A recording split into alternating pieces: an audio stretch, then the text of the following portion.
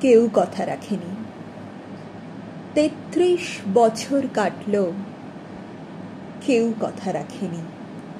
ছেলেবেলায় এক বষ্টমী তার আগমনী গান হঠাৎ থামিয়ে বলেছিল, শুক্লা দ্বাদশীর দিন অন্তরাটুকু শুনিয়ে যাবে।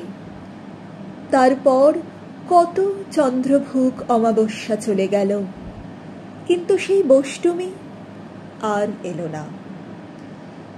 ২৫ বছর প্রতীক্ষায় আছি।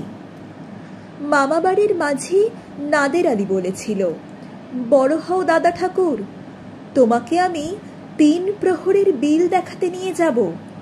সেখানে পদ্ম ফুলের মাথায় সাপ আর ভ্রমর খেলা করে। নাদের আলী, আমি আর কত বড় হব? আমার মাথা এ ঘরের ছাদ ফুঁড়ে আকাশ স্পর্শ করলে তারপর তুমি আমায় ৩ প্রহরের বিল দেখাবে?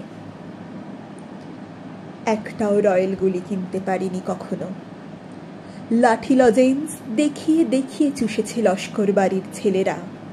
ভিখারির মতন চৌধুরীদের গেটে দাঁড়িয়ে দেখেছি ভিতরে রাস উৎসব।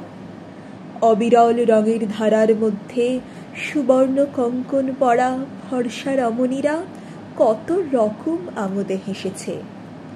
আমার দিকে তারা ফিরেও চায়নি। বাবা আমার কাঁধ ছুঁয়ে বলেছিলেন, দেখিস একদিন আমরাও। বাবা এখন অন্ধ।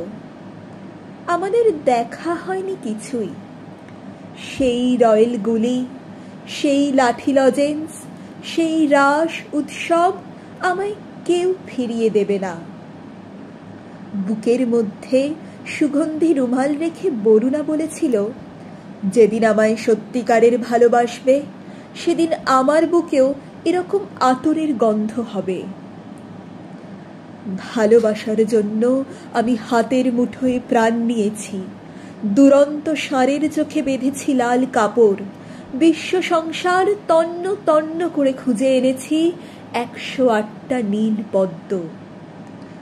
তবু কথা রাখেনি বরুণা। এখন তার বুকে শুধুই মাংসের গন্ধ।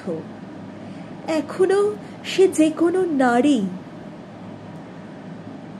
কেউ কথা রাখেনি। ৩৩ বছর কাটল, কেউ কথা রাখে না।